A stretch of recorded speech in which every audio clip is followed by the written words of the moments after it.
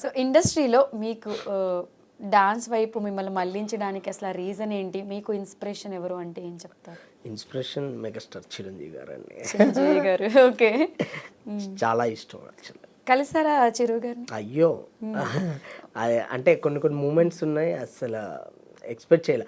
అంటే సడన్గా యాక్చువల్లీ సుష్మిత గారు ప్రొడక్షన్ స్టార్ట్ చేసినప్పుడు గోల్డ్ బాక్స్ అనే ఒక ప్రొడక్షన్ స్టార్ట్ చేశారు. అందులో ఒక సినిమా చేశాను అనమాట, శ్రీదేవి శోభన బాబు అని.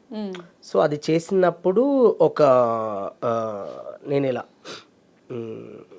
సడన్గా షూట్ అయిన తర్వాత చాలా రోజుల తర్వాత బాస్ది ఒక సాంగ్ జరుగుతుంది అనమాట. అదే నా బొట్టే ఎక్కువ డీజే కట్టు ఆ సాంగ్ జరుగుతుంటే సో సడన్గా అక్కడికి సరే ఫస్ట్ టైం బాస్ని చూస్తున్నాం, ఎలా చేస్తున్నారు ఏంటో ఒకసారి చూద్దాం, లైవ్లో ఎప్పుడు చూడలేదు కదా. నేను డాన్సర్గా ఉండేటప్పుడు అయితే బాస్తో చేయలేదు.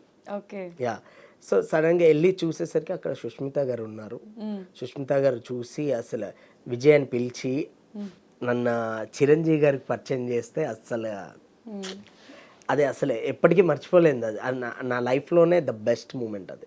అంటే ఆయన పరిచయం చేసిన తర్వాత నీ పేరేంటి అని ఆయన అడగడం, ఎక్కడి నుంచి వచ్చారని చెప్పడం, ఎందుకు కొరియోగ్రాఫర్, ఇప్పుడు మీరు ఎలా అడిగారో అలా ఎందుకు కొరియోగ్రాఫర్ అని ఇంట్రెస్ట్ ఎందుకు క్రియేట్ అయింది అని అంటే, మీ సినిమాలు చూసి మీ సాంగ్స్ చూసుకుంటే సార్ అంటే గుడ్, వెరీ గుడ్, ఇలానే చేయండి మీరు, అంటే మీరందరూ ఇలా ముందుకు వస్తుంటే నాకు చాలా హ్యాపీగా ఉంటుంది అని ఆయన అనడం.